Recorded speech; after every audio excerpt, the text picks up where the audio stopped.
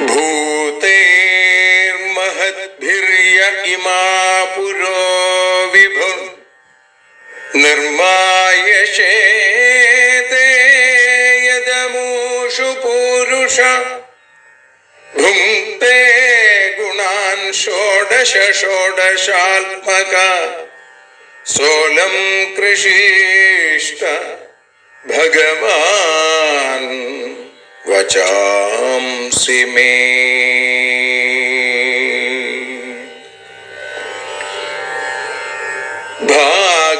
ഭാഗവതത്തെ അറിയാൻ ഈ ഭാഗവതത്തിൽ അലിയാൻ, ഭാഗവതത്തെ അറിയാൻ ശ്രീമദ് ഭാഗവതത്തിൽ അലിയാൻ, ലക്ഷ്യമതും മാത്രം ഹരിയിൽ ഭക്തിയുണർത്തും സംഗീതം ഹരിനാമലഹരി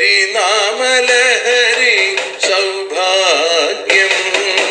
ഭാഗവതത്തെ അറിയാൻ ഭാഗവതത്തിൽ അലിയാൻ.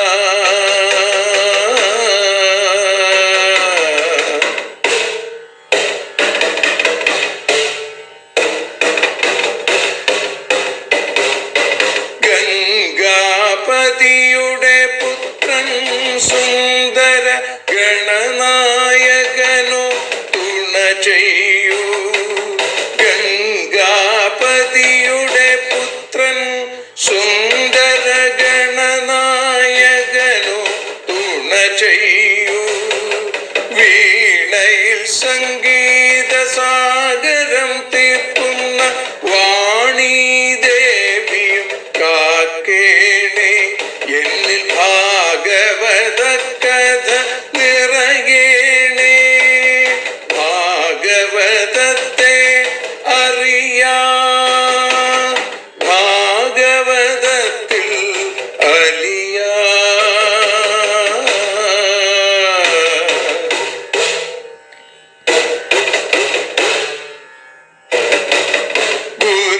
ഗുരുവായൂരിൽ നിത്യം നിറയുക ഗുരുവായൂരിലെ ശ്രീകൃഷ്ണ.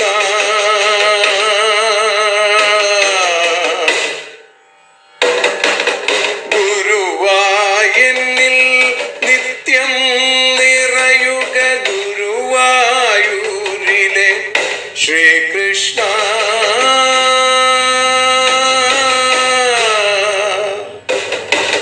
ഹരേ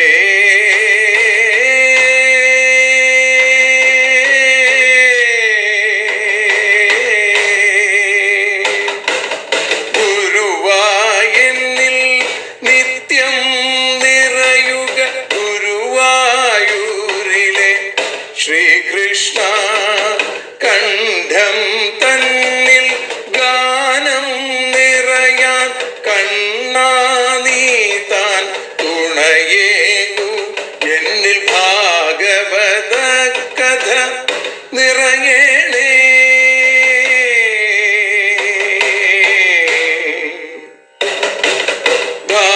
ഭാഗവതത്തെ അറിയാൻ ഭാഗവതത്തിൽ അലിയാൻ.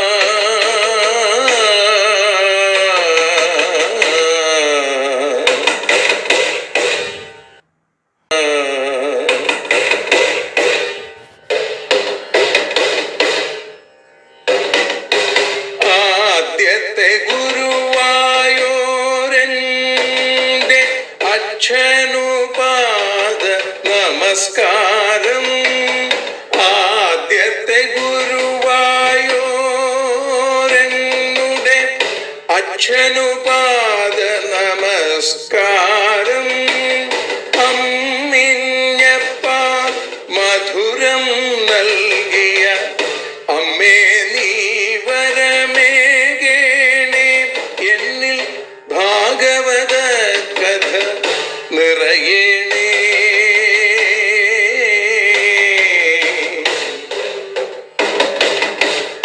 ഭാഗവതത്തെ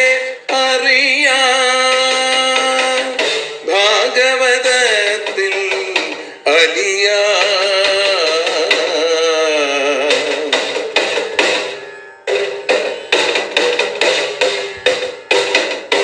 ശ്രീഹരി തന്നുടെ കഥകൾ നിറയും ശ്രീമദ് ഭാഗവത സ്മൃതിയിൽ. ശ്രീഹരി തന്നുടെ കഥകൾ നിറയും ശ്രീമദ് ഭാഗവത സ്മൃതിയിൽ. ശ്രീകൃഷ്ണാനിൻ കീർത്തനമലരുകൾ ശ്രീപാദത്തിൽ അർച്ചിക്കാം. എന്നിൽ ഭാഗവത കഥ നിറയേണേ.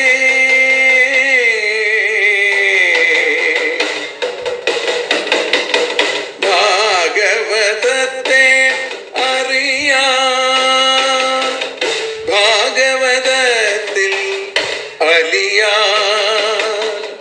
ലക്ഷ്യമതൊന്നു മാത്രം ഹരിയിൽ ലഹരിയുണർത്തും സംഗീതം. ഭക്തിയുണർത്തും സാഫല്യം. ഭക്തിയുണർത്തും സൗഭാഗ്യം. ഭാഗവതത്തെ അറിയാൻ,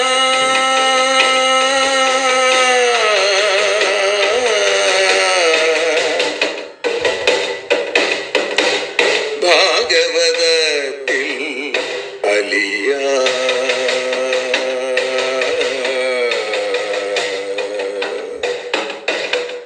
ഭാഗവതത്തിൽ അലിയാൻ.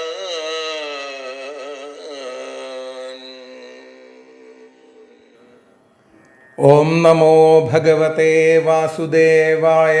ശ്രീമദ്ഭാഗവതം ഏകാദശസ്കന്ധ അധ പ്രഥമോധ്യായ. ശ്രീബാദരായണിരുവാച. കൃത്വാ ദൈത്യവധം കൃഷ്ണ സരാമോ യദുഭിർവൃതാ ഭുവോവതാരയൽ ഭാരം ജവിഷ്ഠം ജനയൻ കലിം. ഏകോപിതാസു ബഹു പാണ്ഡുസുതാ സപത്നേർദുർദ്യൂതഹേളനകചഗ്രഹണാദിഭിസ്താൻ കൃത്വാ നിമിത്തമിതരേതരതഃ സമേതാൻ ഹത്വാ നൃപാൻ നിരഹരൽ ക്ഷിതിഭാരമീശ. ഭൂഭാരരാജപൃതനായതുഭിർനിരസ്യ ഗുപ്തൈः സ്വബാഹുഭിരചിന്തയത പ്രമേയ.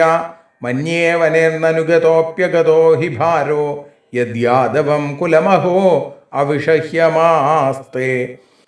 നൈവാനൃതപരിഭവോസ്യ ഭവേത് കഥഞ്ചിൽ ന മത്സംശയസ്യ വിഭവോന്നഹനസ്യ നിത്യം. അന്ധക്കലിം യതുകുലസ്യ വിധായ വേണുസ്തംഭസ്യ വഹ്നിമിവ ശാന്തിമുപൈമി ധാമ. ഏവം വ്യവസിതോ രാജൻ സത്യസങ്കൽപ്പ ഈശ്വര ശാപവ്യാജേന വിപ്രാണാം സംജഹ്രേ സ്വകുലം വിഭു. സ്വമൂർത്യാലോകലാവണ്യ നിർമുക്ത്യാലോചനം നൃണാം ഗീർഭിസ്താ സ്മരതാം ചിത്തം പദൈസ്താനീക്ഷതാം ക്രിയാം. ആച്ഛിദ്യ കീർത്തിം സുശ്ലോകാം വിതത്യ ഹ്യഞ്ജസാനുകൗ തമോനയാതരിഷ്യന്തീത്യഗാൽ സ്വം പദമീശ്വര. രാജോവാച. ബ്രഹ്മണ്യാനാം വദാന്യാനാം നിത്യം വൃദ്ധോപസേവിനാം വിപ്രശാപ കഥമഭൂൽ വൃഷ്ണീനാം കൃഷ്ണചേതസാം. യന്നിമിത്ത സ വൈ ശാപോ യാദൃശോദ്വിജസത്തമ കഥമേകാത്മനാം ഭേദ ഏതൽ സർവം വദസ്വ മേ. ശ്രീശുക ഉവാച. ബിഭ്രദ്വപുഃ സകലസുന്ദര സന്നിവേശം കർമാചരൻ ഭുവി സുമംഗളമാപ്തകാമ. ആസ്ഥായ ധാമരമമാണ ഉദാരകീർത്തി സംഹർത്തുമൈച്ഛത കുലം സ്ഥിതകൃത്യശേഷ. കർമാണി പുണ്യനിവഹാനി സുമംഗളാനി ഗായജ്ജഗത്കലിമലാപഹരാണി കൃത്വാ കാലാത്മനാ നിവസതായുധദേവഗേഹേ പിണ്ഡാരകം സമഗമൻ മുനയോ നിസൃഷ്ടാം. വിശ്വാമിത്രോസിതക്കണ്വോ ദുർവാസാ ഭൃഗുരംഗിര കശ്യപോ വാമദേവോത്രിർവസിഷ്ഠോ നാരദാദയ. ക്രീഡന്തസ്ഥാനുപവ്രജ്യ കുമാരായുധുനന്ദന ഉപസംഗൃഹ്യ പപ്രച്ഛുരവിനീത വിനീതവൽ. തേ വേഷയിത്വാ സ്ത്രീവേഷൈ സാംബം ജാംബവതി സുതം ഏഷാ പൃച്ഛതി വോ വിപ്ര അന്തർവജ്ഞസിതേ ക്ഷണ പ്രഷ്ടും വിലജ്ജതി സാക്ഷാൽ പ്രബ്രൂതാമോഘദർശന പ്രസോഷ്യന്തി പുത്രകാമ കിംസിൽ സഞ്ജനയിഷ്യതി ഏവം പ്രലബ്ധാ മുനയസ്താനൂചൂ കുപിതാ നൃപ ജനയിഷ്യതി വോ മന്ദ മുസലം കുലനാശനം തച്ഛ്രുത്വാ തേതി സന്ത്രസ്താ വിമുച്യ സഹസോദരം സാംബസ്യ ദദൃശുസ്തസ്മിൻ മുസലം ഖല്വയസ്മയം കിം കൃതം മന്ദഭാഗ്യൈർന കിം വദിഷ്യന്തി നോ ജനാ ഇതി വിഹ്വലിതാ ഗേഹാനാദായ മുസലം യയു തച്ചോപനീയ സദസി പരിമ്ലാനമുഖശ്രിയ രാജ്ഞ ആവേദയാംശ്ചക്രു സർവയാദവസന്നിധൗ ശ്രുത്വാ മോഘം വിപ്രശാപം ദൃഷ്ട്വാ ച മുസലം നൃപ വിസ്മിതാ ഭയസന്ത്രസ്താ ബഭൂവർദ്വാരകൗകസാ തച്ചൂർണയിത്വാ മുസലം യദുരാജ സ ആഹുക സമുദ്രസലിലെ പ്രാസ്യല്ലോഹം ചാസ്യാവശേഷിതം കശ്ചിൽ മത്സ്യോഗ്രസില്ലോഹം ചൂർണാനി തരളൈസ്തഥാ ഉഹ്യമാനാനി വേലായാം ലഗ്നാന്യാസൻ കിലൈരകാ മത്സ്യ ഗൃഹീതോ മത്സ്യഘ്നൈർജാലേനാന്യൈ സഹാർണവേ തസ്യോദരഗതം ലോഹം സശല്യേ ലുബ്ധകോകരോൽ ഭഗവാൻ ജ്ഞാതസർവാർത്ഥ ഈശ്വരോപി തദന്യഥാ കർത്തും നൈച്ഛൽ വിപ്രശാപം കാലരൂപ്യന്വമോദത. ശ്രീഹരേ നമ. ഇതി ശ്രീമദ്ഭാഗവതേ മഹാപുരാണേ പാരമഹംസ്യാം സംഹിതായാം ഏകാദശസ്കന്ധേ യദുകുലശാപനിരൂപണം നാമ പ്രഥമോധ്യായ. സർവത്ര ഗോവിന്ദനാമ സങ്കീർത്തനം. ഗോവിന്ദ ഗോവിന്ദ. സർവത്ര ഗോവിന്ദനാമ സങ്കീർത്തനം. ഗോവിന്ദ ഗോവിന്ദ. അസാരേ സംസാരേ വിഷയവിഷസംഗാകുലധിയ ക്ഷണാർത്ഥം ക്ഷേമാർത്ഥം പിബത ശുകഗാധാതുലസുധാം. കിമർത്ഥം വ്യർത്ഥം ഭോ വ്രജത കുപഥേ കുൽസിതകഥേ പരീക്ഷിത് സാക്ഷി യശ്രവണഗതമിത്യുക്തികഥനേ. ഭഗവാന്റെ കൃപാകടാക്ഷങ്ങളെ കൊണ്ട് ശ്രീമദ് ഭാഗവതം അറിയാനലിയാൻ എന്ന അക്ഷരപൂജ ഇന്ന് 739 ദിവസത്തിലേക്ക് എത്തുമ്പോൾ ശ്രീമദ് ഭാഗവതം 11 സ്കന്ധം ഏകാദശ സ്കന്ധം മുക്തിസ്കന്ധം എന്ന ഭാഗത്തിലേക്ക് നമ്മൾ എത്തുകയാണ്. ഭഗവാന്റെ അതിദിവ്യമായ ഉപദേശങ്ങളാണ് നമുക്ക് ഇതിലുടനീളം കാണാനായിട്ട് സാധിക്കുക. മുക്തിസ്കന്ധമായ ഏകാദശ സ്കന്ധത്തിൻ്റെ ആദ്യത്തിൽ നമുക്ക് കാണിച്ചു തരുന്നു ഈ ലോകത്ത് ഭക്തി ഉണ്ടാവണമെങ്കിൽ എപ്രകാരം വിരക്തി ഉണ്ടാവണം എന്ന് കാണിക്കുന്നു. ഈ വസ്തുക്കളൊക്കെ നശിക്കുന്നതാണ് എന്ന ബോധം വന്നു കഴിഞ്ഞാൽ ആ വസ്തുവിനോട് നമുക്ക് വിരക്തി ഉണ്ടാവും. അതുപോലെ ഭഗവാന്റെ തന്നെ കുലമായ യാദവകുലം യദുകുലത്തിനു തന്നെ നാശം വന്നതായിട്ടുള്ള ആ രംഗത്തെ അല്ലെങ്കിൽ അതിനു കാരണമായ ശാപത്തെയാണ് ഇവിടെ വർണ്ണിക്കുന്നത്. ഭഗവാൻ ഭൂമിയുടെ ഭാരത്തെ ഇല്ലാതെയാക്കാൻ എന്തൊക്കെ ലീലകളാടി എന്നുള്ളത് വിസ്തരിച്ച ദശമസ്കന്ധത്തിൽ 90 അധ്യായങ്ങളിലൂടെ നമുക്ക് പറഞ്ഞു. അതിനെ ഒന്നങ്ങനെ ചുരുക്കി പറഞ്ഞുകൊണ്ടാണ് ഏകാദശ സ്കന്ധം ആരംഭിക്കുന്നത്. കൃത്വാ ദൈത്യവധം കൃഷ്ണ സരാമോ യദുഭിർവൃത ഭുവോവതാരയൽ ഭാരം ജവിഷ്ഠം ജനയൻ കലി. സരാമ രാമനോടുകൂടിയും യദുഭി യദുക്കളാൽ വൃത ചുറ്റപ്പെട്ടുമിരിക്കുന്ന ശ്രീകൃഷ്ണൻ ദൈത്യവധം കൃത്വ അസുരന്മാരെ കൊന്നിട്ട് ജവിഷ്ഠം കലിം ഏറ്റവും ശക്തിയും വേഗതയുമുള്ള കലിയെ അല്ലെങ്കിൽ കലഹത്തെ ജനയൻ ജനിപ്പിച്ചിട്ട് ഭുവ ഭാരം അവതാരയൽ ഭൂമിയുടെ ഭാരത്തെ ഇല്ലാതെയാക്കി എന്ന് പറയുന്നു. സ്വേച്ഛയാ ഭഗവാൻ മനുഷ്യരൂപം ഉണ്ടാക്കി. അതുകൊണ്ട് തന്നെ ഭഗവാന്റെ ഈശ്വരീയതയ്ക്ക് ഒരു കുറവും സംഭവിക്കണില്ല എന്നാണ്. എങ്കിലും മനുഷ്യർക്ക് അനുസരിച്ച രീതിയിലാണ് ഭഗവാൻ കാര്യങ്ങൾ നടത്തിയത്. സംഹരിക്കേണ്ടവരായ ആളുകളിൽ ചിലരെ ഏട്ടനായ ബലരാമസ്വാമിയെ കൊണ്ട് കൊന്നു, ചിലരെ യാദവന്മാരെ കൊണ്ട് കൊല്ലിപ്പിച്ചു. ഒരു മനുഷ്യനായാൽ കാര്യങ്ങൾ നടത്തണമെങ്കിൽ ബന്ധുക്കളുടെയും സ്നേഹിതന്മാരുടെയും കൂട്ടുകാരുടെയും നാട്ടുകാരുടെയും ഒക്കെ സഹായം വേണമെന്നാണ്. ഭഗവാൻ ഇതൊക്കെ ഒരുമിച്ച് ചെയ്യാവുന്നതേ ഉള്ളൂ. പക്ഷേ സമാന ഗുണശീലാദികൾ ഇല്ലാത്തവർക്ക് തമ്മിൽ ഉറ്റബന്ധുത്വം ഉണ്ടാവില്ല. അതുകൊണ്ട് ഭഗവാൻ അവതാര കാര്യങ്ങൾക്ക് തന്നെ സഹായിക്കാൻ ദേവന്മാരോടാണ് ഭൂമിയിൽ അവതരിക്കാൻ പറഞ്ഞത്. അങ്ങനെ ദേവന്മാരാണ് യാദവന്മാരായി പിറന്നത്. അവരെ എല്ലാവരെയും തന്നോടുകൂടി ചേർത്ത് അതിന് ഓരോ സമയത്തിനും യോജിച്ച ഉചിതമായ കർത്തവ്യങ്ങൾ വ്യാപാരങ്ങൾ കൊണ്ട് കാര്യം നിവർത്തിച്ചു. ഇതാണ് ഭഗവാന്റെ കപടമാനുഷഭാവം എന്ന് പറയുന്നത്. പിന്നെ മറ്റു ചിലരെ കൊല്ലാൻ വേറെ വഴിയുണ്ടാക്കി എന്ന അടുത്ത ശ്ലോകത്തിൽ പറഞ്ഞത്. യേ കോപിതാസു ബഹു പാണ്ഡുസുതാ സപത്നേർദുർദ്യൂത ഹേളന കചഗ്രഹണാദിഭിസ്താൻ കൃത്വാ നിമിത്തമിതരേതരത സമേതാൻ ഹത്വാ നൃപാൻ നിരഹരൽ ക്ഷിതിഭാരമീശ ദുർദ്യൂത ഹേളന കചഗ്രഹണാദിഭി. ദുർദ്യൂതം കള്ളച്ചൂത്, അപമാനിക്കല്, കചഗ്രഹണാദിഭി മുടി പിടിച്ചു വലിക്കല്, ഇങ്ങനെയുള്ള ദുർവ്യാപാരങ്ങൾ കൊണ്ട് സപത്നി ശത്രുക്കളാൽ ഏ പാണ്ഡുസുത ഏതൊരു പാണ്ഡവന്മാരാണോ സുബഹു കോപിത പല പ്രാവശ്യവും കോപിച്ചത് താൻ അവരെ വഴി ആ കൃത്വ അവരെ കാരണമാക്കിയിട്ട് ഇതരേതരത അന്യോന്യ സംഘത്തിൽ സമേതാൻ ചേർന്ന നൃപാൻ ഹത്വ രാജാക്കന്മാരെ കൊന്നു. പാണ്ഡവന്മാരുടെ പക്ഷത്തുള്ള രാജാക്കന്മാരും മരിച്ചു, കൗരവന്മാരുടെ പക്ഷത്തുള്ള രാജാക്കന്മാരും മരിച്ചു. അങ്ങനെ ഈശ്വരനായ കൃഷ്ണൻ ക്ഷിതിഭാരം നിരഹരൽ ഈ ഭൂമിയുടെ ഭാരത്തെ നശിപ്പിച്ചു എന്നാണ്. രാജാക്കന്മാരിൽ ദുഷ്ടന്മാര്, ചിലർ ശിഷ്ടന്മാര്. ദുഷ്ടന്മാരൊക്കെ കൗരവരുടെ പക്ഷത്ത്, ശിഷ്ടന്മാരൊക്കെ പാണ്ഡവന്മാരുടെ പക്ഷത്ത്. പാണ്ഡവന്മാരും കൗരവന്മാരും തമ്മിലുള്ള കലഹം ഉണ്ടാക്കി. അങ്ങനെ ജ്യേഷ്ഠാനുജന്മാരുടെ മക്കളാണെങ്കിലും പരസ്പരം ഒരാള് ധർമ്മത്തിനു വേണ്ടി നിലകൊണ്ടു, ധർമ്മപുത്രൻ, മറ്റേയാള് അധർമ്മകാരിയായി കലിം കുരുകുലാമയം എന്ന രീതിയിൽ ദുര്യോധനൻ. അപ്പൊ പാണ്ഡവന്മാര് അകത്തും പുറത്തും ഭഗവാന്റെ ബന്ധുക്കളാണ്. ഭക്തബന്ധുവാണ് ഭഗവാൻ, പാണ്ഡവന്മാരുടെ ബന്ധുവാണ് ഭഗവാൻ. അതേപോലെ തന്നെ തൻ്റെ അച്ഛൻ പെങ്ങളുടെ മക്കളായതുകൊണ്ട് ആ നിലയ്ക്കും ഉണ്ട് ബന്ധം.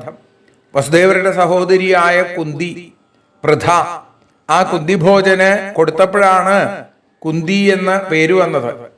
അങ്ങനെ ഭഗവത് ഭക്തന്മാരായ പാണ്ഡവന്മാരെ ആ നൂറ്റവർ ദ്രോഹിക്കാൻ തുടങ്ങിയപ്പോ, സജ്ജനങ്ങളെ ഉപദ്രവിച്ചാൽ എന്താ നാശം തന്നെയാണ് അല്ലേ? അത് ദുർജനങ്ങളുടെ സ്വഭാവമാണ്. ധർമ്മപുത്രാദികളെ ആ ദുർദ്യൂതം കള്ളച്ചൂത് കളിച്ചു, തോൽപ്പിച്ചു. അവരുടെ രാജ്യാവകാശത്തെ അപഹരിച്ചു. പലരും നിറഞ്ഞ സഭയിൽ വെച്ച് ആ രജസ്വലയായിരിക്കുന്ന പാഞ്ചാലിയെ കൊണ്ടുവന്ന തലമുടിയിൽ പിടിച്ച് അപമാനിക്കാൻ ശ്രമിച്ചു. ഇങ്ങനെ ഓരോരോ അവസരത്തിൽ ഓരോ തരത്തിലും പാണ്ഡവന്മാരെ ദ്രോഹിച്ചു. ഈ ദുഷ്പ്രവർത്തികൾ ദുര്യോധനാദികളെയും അവരുടെ സഹായികളെയും സംഹരിക്കാൻ നിശ്ചയിച്ച ഭഗവാൻ ശ്രീകൃഷ്ണന് പാണ്ഡുപുത്രന്മാരെ സഹായിക്കുന്നതിന്, പാണ്ഡവന്മാരെ സഹായിക്കുന്നതിന് ഏറ്റവും എളുപ്പമായിട്ടുള്ള വഴിയായി. ധർമ്മിഷ്ഠന്മാരായിട്ടുള്ള ആളുകൾക്ക്, സത്യസന്ധന്മാരായിട്ടുള്ള ആളുകൾക്ക് ചിലപ്പോ ഇത്തരത്തിലുള്ള ബുദ്ധിമുട്ടുകളൊക്കെ ഉണ്ടാവും. പക്ഷേ അവസാനം അവർക്ക് ഭഗവാന്റെ കാരുണ്യം കൊണ്ട് ആ സൗഭാഗ്യത്തിലേക്ക് എത്തിച്ചേരാൻ സാധിക്കും. അധർമ്മത്തിൽ പ്രവർത്തിക്കുന്ന ആളുകൾക്കോ അവർക്ക് ചിലപ്പോൾ തൽക്കാലം ജയമുണ്ടാവും, പക്ഷെ അവസാനം അവർക്ക് എല്ലാ ഐശ്വര്യങ്ങളും നഷ്ടപ്പെടും, അവർ തകരും. ഇങ്ങനെ രണ്ട് പക്ഷക്കാരെ, അന്നുണ്ടായിരുന്ന രണ്ട് പക്ഷക്കാര്, പാണ്ഡവന്മാര് കൗരവന്മാര്, ഈ രണ്ടു പക്ഷത്തിലേക്കും രാജാക്കന്മാരെ ചേർത്ത് ദുഷ്ടന്മാരെ മുഴുവൻ ഭഗവാൻ നിഗ്രഹിച്ച് ഭൂമിയുടെ ഭാരത്തെ ഇല്ലാതെയാക്കി. ഭൂഭാരരാജപൃതനായ ദുഭിർനിരസ്യ ഗുപ്തൈ സ്വബാഹുഭിരചിന്തയദപ്രമേയ മന്യേവനിർനനുഗതോപ്യഗതോ ഹി ഭാരോ യദ്യാദവം കുലമഹോ അവിഷഹ്യമാസ്തേ. ഭൂഭാരരാജപൃതന ഇവിടെ പറയുകയാണ്, ഈ ഭൂമിയുടെ ഭാരത്തിന് കാരണമായ രാജാക്കന്മാരെയും സൈന്യങ്ങളെയും സ്വബാഹുഭി തന്റെ കൈകൾ കൊണ്ട് തന്നെ ആ പരിപാലിക്കപ്പെടുന്ന യദുക്കളെ കൊണ്ട് നിരസിച്ചിട്ട് അവരെ നിഗ്രഹിച്ചിട്ട് അപ്രമേയ ശ്രീകൃഷ്ണ അപ്രമേയമായ ആരാലും അറിയപ്പെടാൻ കഴിയാത്ത വൈഭവമുള്ള ശ്രീകൃഷ്ണൻ ഇങ്ങനെ ആലോചിച്ചു അത്രേ. അചിന്തയൽ ചിന്തിച്ചു. അവനെ ഭാരഹ ഗത അപി ഭൂമിയിൽ ഭാരം ഇല്ലാതെയായി. അഗതഹ എന്നാൽ നിശേഷം തീർന്നിട്ടില്ല. മന്യേ ഞാൻ വിചാരിക്കുകയാണ്. കാരണം യത്ത് അവിഷഹ്യം ആരാലും ഹിംസിക്കപ്പെടാൻ കഴിയാത്ത യാദവ കുലം ആസ്തെ ഇപ്പൊ ഇരിക്കണില്ലേ? ഭൂമിയുടെ ഭാരം തീർക്കാൻ സഹായിച്ചവർ തന്നെ ഇപ്പൊ ഭൂമിക്ക് ഭാരമായി തുടങ്ങിയിട്ടുണ്ട്. തന്നോടുകൂടിയിട്ടുള്ള സഹവാസം കൊണ്ട് അവരുടെ ശക്തിയും ഒക്കെ വർദ്ധിച്ചിരിക്കുന്നു. ഭൂമിക്ക് ഭാരമായിരുന്ന ശത്രുരാജാക്കന്മാരെ മുഴുവൻ യാദവന്മാരാൽ കൊലപ്പെടുത്തിയെങ്കിലും ഇപ്പതാ മറ്റുള്ള ആളുകൾക്ക് തോന്നി ദുഷ്ടന്മാരൊക്കെ തോറ്റു മരിച്ചു എന്ന്. പക്ഷെ ഭഗവാൻ വിചാരിക്കുകയാണ് ആർക്കും സഹിക്കാൻ കഴിയാത്ത ബലവും വീര്യവും പരാക്രമമുള്ള യാദവന്മാർ ഇപ്പോഴും ജീവിച്ചിരിക്കുക. അങ്ങനെ വന്നാൽ താൻ സ്വധാമത്തിലേക്ക് തിരിച്ചു പോയാൽ ഇവിടെ അധർമ്മം വീണ്ടും പൊട്ടിമുളയ്ക്കാൻ സാധ്യതയുണ്ട്. യദുക്കൾ ദേവാംശ സംഭൂതന്മാരാണെങ്കിൽ പോലും അവര് ഭഗവാനെ പോലെ ഗുണാതീതരല്ല. ഭഗവാൻ നിർഗുണ പരബ്രഹ്മമാണ്. പക്ഷേ ദേവന്മാരങ്ങനെയല്ല. അവരിൽ മനുഷ്യ സ്വഭാവം ബാധിക്കാൻ സാധ്യതയുണ്ട് ഇല്ലേ? കുറേയുള്ള വെള്ളത്തിൽ ഒരു തുള്ളി വിഷം കലർന്നു കഴിഞ്ഞാൽ പോലും അത് വെള്ളത്തിനെ ബാധിക്കും. ഇതേപോലെ അങ്ങനെ ഇവർ ഭൂമിക്ക് ഭാരമായിട്ട് തീരും. അവതാര കാര്യസാധ്യത്തിൽ സഹായിക്കാൻ വന്ന ദേവന്മാര് അധികം വൈകാതെ അവിടേക്ക് തന്നെ തിരിച്ചു പോകണം. അവരെയും ഭൂമിയിൽ നിന്ന് അകറ്റണം. ഭഗവാൻ തീർച്ചപ്പെടുത്തി. നൈവാന്യത പരിഭവോസ്യ ഭവേൽ കഥഞ്ചിൽ മത്സംശ്രയസ്യ വിഭവോന്നഹനസ്യ നിത്യം മന്ദക്കലിം യദുകുലസ്യ വിധായ വേണുസ്തംഭസ്യ വന്യമിവ ശാന്തിമുപൈമി ധാമ മത്സംശ്രയസ്യ എന്നെ ആശ്രയിച്ച് നിത്യം വിഭവോന്നഹനസ്യ എപ്പോഴും ഐശ്വര്യാദി അഭിവൃദ്ധി കൊണ്ട് അഹങ്കരിച്ചിരിക്കുന്ന അസ്യ ഈ യാദവകുലത്തിന് അന്യതഃ കഥഞ്ചിലപി പരിഭവ നഭവേൽ മറ്റുള്ളവരിൽ നിന്ന് ഒരിക്കലും ഇവർക്ക് ഒരു കുഴപ്പം ഉണ്ടാവില്ല. വേണുസ്തംഭസ്യ വന്യമിവ മുളങ്കാടിന് തീ പിടിക്കുന്നത് പോലെ യദുകുലത്തിന് അന്തക്കലിം ഉള്ളിൽ കലഹമുണ്ടാക്കി ശാന്തിം ഉപൈമി ശാന്തിയിലേക്ക് ഞാൻ എത്തിക്കും. ധാമ ച ഉപൈമി ഞാൻ സ്വധാമത്തിലേക്ക് പോവുകയും ചെയ്യും. ഭഗവാൻ ആലോചിക്കുകയാണ് ഇവർക്ക് മറ്റൊരാളിൽ നിന്ന് നാശം സംഭവിക്കില്ല. ഇവരുടെ നാശം എങ്ങനെ വേണം? ഇവര് തമ്മിൽ തല്ലി നശിക്കണം എന്നാണ് ഭഗവാന്റെ സങ്കല്പം. മുളങ്കാട്ടിൽ നിന്നാണ് അഗ്നി ഉണ്ടാവുക. ആ അഗ്നി ആ മുളങ്കാടിനെ തന്നെ നശിപ്പിക്കുന്നത് പോലെ എന്നിട്ടോ അവസാനം അത് കെട്ടുപോവുകയും ചെയ്യും. ഇതേപോലെ ഇവർ അന്യോന്യം നശിപ്പിക്കുക. ഞാൻ എന്റെ ധാമത്തിലേക്ക് തിരിച്ചു പോവുകയും വേണം. ഭഗവാൻ തീർച്ചപ്പെടുത്തി. ഏവം വ്യവസിതോ രാജൻ സത്യസങ്കൽപ്പ ഈശ്വര ശാപവ്യാജേന വിപ്രാണാം സംജഹ്രേ സ്വകുലം വിഭൂ. ഏവം വ്യവസിത ഇങ്ങനെ നിശ്ചയിച്ച് സത്യസങ്കല്പനായിരിക്കുന്ന ഭഗവാൻ വിഭു ഈശ്വരൻ വിപ്രാണാം ശാപവ്യാജേന ബ്രാഹ്മണരുടെ ശാപം എന്ന വ്യാജം കൊണ്ട് അങ്ങനെ ഒരു തോന്നിപ്പിച്ചു ആളുകൾക്ക്. സ്വകുലം സംജഹ്രേ തന്റെ കുലത്തെ നശിപ്പിച്ചു എന്നാണ്. സങ്കല്പിച്ച ഉടനെ കാര്യങ്ങൾ നടത്താൻ ഭഗവാന് സാധിക്കും. അതുകൊണ്ടാണ് ഈശ്വരൻ എന്നും വിഭു എന്നൊക്കെ പറഞ്ഞത്. പക്ഷേ ഇവിടെ തൻ്റേതെന്നും അന്യൻ്റേതെന്നുമുള്ള ഭേദഭാവന ഭഗവാനുല്യ തന്നെ. അപ്പൊ ദുരഹങ്കാരികളായി മാറിയിരിക്കുന്ന തൻ്റെ ബന്ധുക്കളെ ഇല്ലാതെയാക്കാനും ഭഗവാൻ ഒരു മടിയുണ്ടായില്ല. സർവാന്തര്യാമി ആയതുകൊണ്ട് ഭഗവാൻ അതിന് മാർഗമുണ്ടാക്കി. ബ്രാഹ്മണ ശാപം കൊണ്ട് ഇവരെ ഇല്ലാതെയാക്കണം. ഇവരുടെ മരണത്തിന് അല്ലെങ്കിൽ ഇവരുടെ നാശത്തിന് ഒരു കാരണം എന്താവണം? ബ്രാഹ്മണരുടെ ശാപം. ബ്രാഹ്മണരെ അപമാനിക്കരുത് എന്ന് ലോകത്തിന് ഭഗവാൻ പറഞ്ഞു കൊടുക്കുക കൂടിയാണ് ഇതില്. സ്വമൂർത്തിയാലോകലാവണ്യ നിർമുക്തിയാലോചനം നൃണാം ഗീർഭിസ്താസ്മരതാം ചിത്തം പദൈസ്ഥാനീക്ഷതാം പ്രിയ. ലോകലാവണ്യ നിർമുക്തിയ ലോകത്തിന് ലാവണ്യത്തെ കൊടുക്കുന്ന അല്ലെങ്കിൽ ലോകത്തിന്റെ ലാവണ്യത്തെ മുഴുവൻ നിസ്സാരമാക്കുന്ന സ്വമൂർത്തിയ തൻ്റെ രൂപം കൊണ്ട് മനുഷ്യരുടെ ലോചനം ഗീർഭി അവരുടെ നേത്രങ്ങളെയും വാക്കുകൾ കൊണ്ട് അവയെ ഓർക്കുന്നവരുടെ മനസ്സിനെയും പതൈ കാലടികൾ കൊണ്ട് അവയെ ഈക്ഷത നോക്കുന്നവരുടെ വ്യാപാരങ്ങളെയും ആച്ഛിദ്യ കീർത്തിം സുശ്ലോകാം ആകർഷിച്ചിട്ട് ഭഗവാൻ വിതത്യ ഹ്യഞ്ജസാനു കൗ എന്ന് പറഞ്ഞ ഭൂമിയില് സുശ്ലോകാം കീർത്തിക്കുന്നവരുടെ പാപത്തെ നശിപ്പിക്കുന്ന കീർത്തിയെ വിതത്യ അവിടെ മുഴുവൻ വിന്യസിച്ചിട്ട് അനയ ആ കീർത്തി കൊണ്ട് തന്നെ തമഹ തരിഷ്യന്തി അന്ധകാര രൂപമായിരിക്കുന്ന അറിവില്ലായ്മയെ ഭാവിയിൽ എല്ലാവരും മറുകര കടക്കും എന്ന് സങ്കല്പിച്ച് ഈശ്വരൻ സ്വം പദം അകാൽ തൻ്റെ സ്ഥാനത്തിലേക്ക് തിരിച്ചുപോയി എന്നാണ്. ഇപ്പൊ ഭഗവാൻ സ്വസ്ഥാനത്തിലേക്ക് തിരിച്ചെത്തി. ദുഷ്ടന്മാരെ നിഗ്രഹിക്കുക, ഭക്തന്മാരെ അനുഗ്രഹിക്കുക. ചൈതന്യമില്ലാത്ത വസ്തുക്കളിൽ ചൈതന്യമുള്ളതായി കാണപ്പെടില്ല. ഇപ്പൊ ശുദ്ധ ചൈതന്യ സ്വരൂപമായിരിക്കുന്ന ഭഗവാന്റെ അംശത്തോടുള്ള ചേർച്ച കൊണ്ട് ഈ ലോകം മുഴുവൻ സുന്ദരമായി. ഒരു മനുഷ്യ സ്വരൂപം ചൈതന്യത്തോട് വേർപിരിഞ്ഞാൽ സൗന്ദര്യലേശമില്ലാതെയായിട്ട് തീരും, ഇല്ലേ? ശിവമായിരിക്കുന്ന ഒരു ശരീരം ശവമായിട്ട് തീരും ഭഗവാൻ പോയി കഴിഞ്ഞാൽ. ഭയങ്കരമായി തോന്നും, നമുക്ക് പേടി വരും. ഇന്നലെ വരെ നമ്മൾ അച്ഛനെന്നും അമ്മയെന്നും ഭാര്യയെന്നും മക്കളെന്നൊക്കെ വിചാരിച്ചത് മരിച്ചു കഴിഞ്ഞാൽ അത് വെറും പ്രേതമായി മാറി, അല്ലേ? അപ്പൊ ഈ ലോകത്തിന് സൗന്ദര്യം കൊടുക്കുന്നത് ഭഗവാനാണ്. അങ്ങനെ അപ്രാകൃത സുന്ദര സ്വരൂപത്തെ ഇവിടെ മുഴുവൻ കാണിച്ചിട്ട് ആളുകളുടെ നേത്രങ്ങൾക്ക് മറ്റ് ഒന്നും കാണാൻ താല്പര്യമില്ലാതെയാക്കി. അത്രയും സൗന്ദര്യമാണ്. സൗന്ദര്യോത്തരതോപി സുന്ദരതരം ത്വദ്രൂപം എന്നാണ്. അങ്ങനെ പിന്നെ അതിമനോഹരമായ വാക്കുകൾ കേൾപ്പിച്ച് മനസ്സിനെ രമിപ്പിച്ചു. സ്വരൂപം കൊണ്ട് കണ്ണുകളെയും വാക്കുകൊണ്ട് മനസ്സിനെയും. അതേപോലെ ഭഗവാന്റെ പാദങ്ങൾ അവിടെ ഇവിടെ ആ പാദത്തിന്റെ അടയാളങ്ങൾ മണലിൽ പതിഞ്ഞുകൊണ്ട് അതിങ്ങനെ കണ്ട് അതിൽ വീണുരുളുന്ന അക്രൂരനെ പോലുള്ള ആളുകൾ മറ്റെങ്ങോട്ടും പോകാൻ അവർക്ക് സാധിക്കാതെയായി. ഇങ്ങനെ ഭക്തന്മാരുടെ ജ്ഞാനേന്ദ്രിയങ്ങളെയും കർമ്മേന്ദ്രിയങ്ങളെയും മനസ്സിനെയും ഒക്കെ ഭഗവാൻ ആകർഷിച്ചു.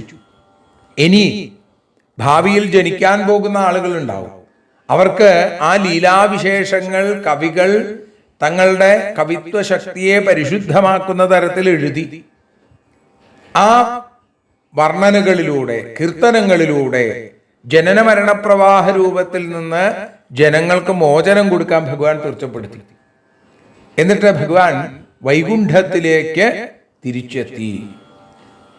അങ്ങനെ സ്വകുലത്തെ എങ്ങനെ നശിപ്പിച്ചു, സജ്ജനങ്ങളെ എങ്ങനെയാണ് ഉപേക്ഷിച്ചത്, അങ്ങനെയൊന്നും വിചാരിക്കേണ്ടതാണ്. കാരണം എന്താ? സ്വജനം അന്യൻ, ചേർച്ച വേർപാട്, സുഖം ദുഃഖം, മാനം അപമാനം, നിന്ദ സ്തുതി, പുരസ്കാരം തിരസ്കാരം, ഇതൊന്നും ഭഗവാനില്ല. അവതാരകാര്യം നടത്തി ലോകത്തിനെ അനുഗ്രഹിച്ചു, തന്നിലേക്ക് തന്നെ തിരിച്ചു പോവുകയും ചെയ്തു. ഇനി ദേവന്മാരെയും അവിടേക്ക് പറഞ്ഞയച്ചു. അങ്ങനെയാണല്ലോ, അല്ലേ? ഒരു നാടകം കെട്ടി ആടൽ കഴിഞ്ഞാൽ അതിന്റെ സംവിധായകൻ എല്ലാവരോടും പിന്നെ പൊക്കോളാൻ പറയും. ചായം അഴിച്ചു വെച്ച് തിരിച്ചു പോകേണ്ട സമയമായി. ഭഗവാൻ എല്ലായിടത്തും ഉണ്ട്. ഭഗവാൻ വേഷം മാറുന്ന ഒരു നടനെ പോലെ ഇത്രയും കാലം ശ്രീകൃഷ്ണനായിട്ട് ദർശനം കൊടുത്തു.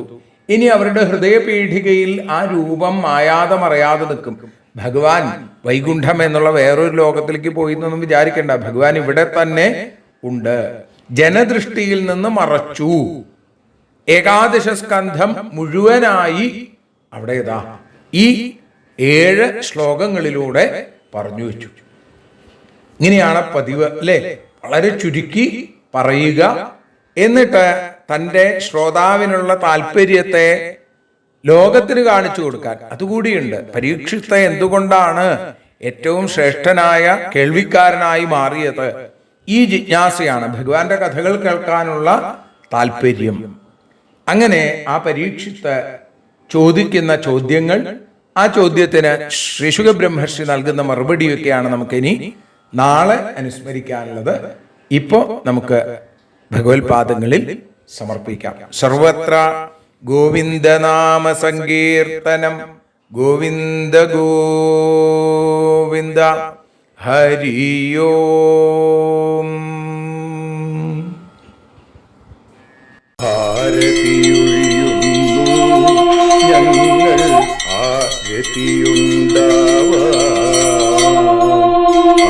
ഹരിപാദേ രതിയുണ്ടാകാൻ ആരതിയൊഴിയുന്നു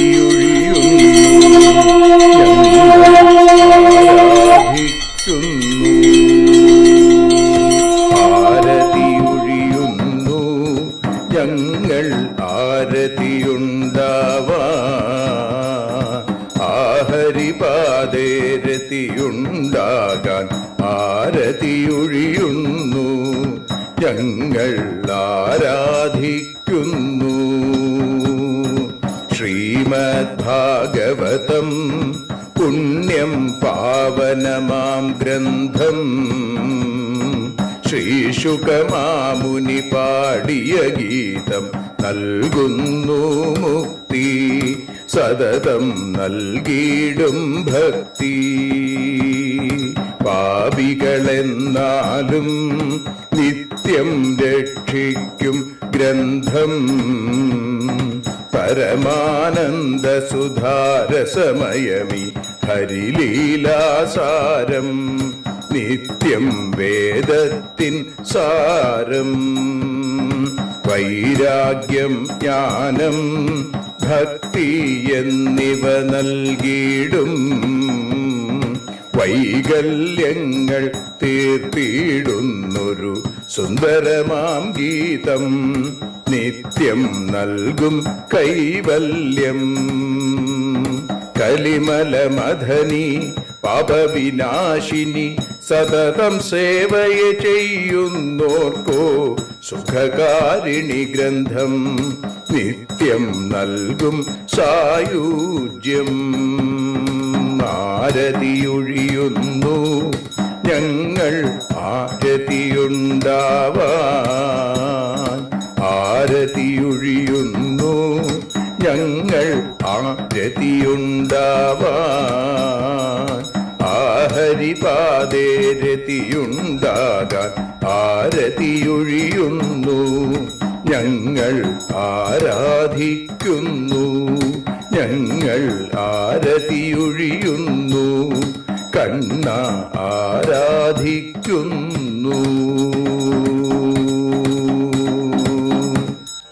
രാധാരമണ മുകുന്ദ മുരാരേ ശരണം മേ തവ ചരണയുഗം പവനപുരേശ രാധാ കൃഷ്ണ ശരണം മേ തവ ചരണയുഗം.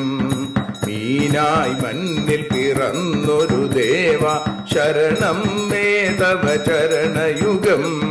കച്ഛപരൂപമെടുത്തൊരു ദേവ ശരണം മേ തവ ചരണയുഗം. സൂകരഭാവമണിഞ്ഞൊരു ദേവ ശരണം മേ തവ ചരണയുഗം.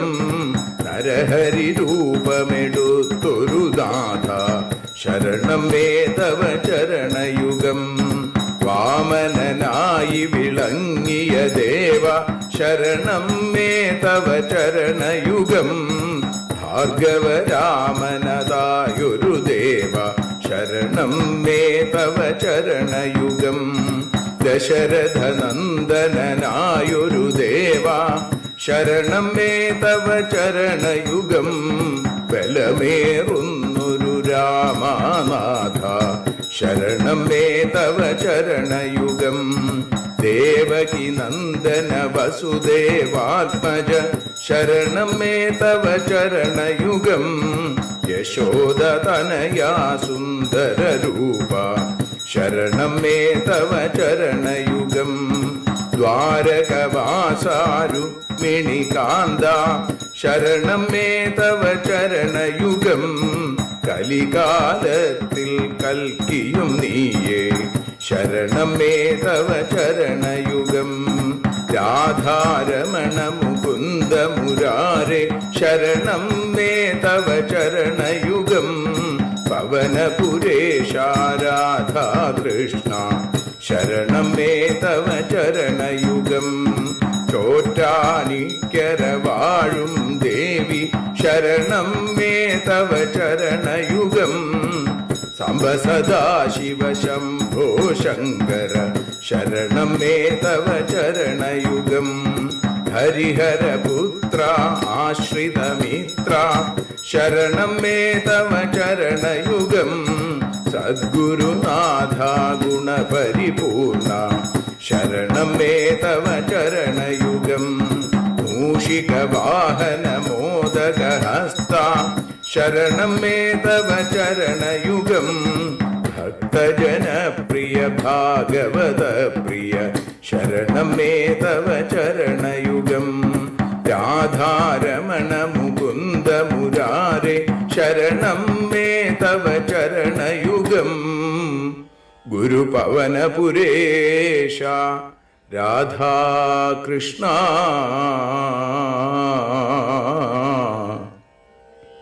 ശരണം മേ തവ ചരണയുഗം.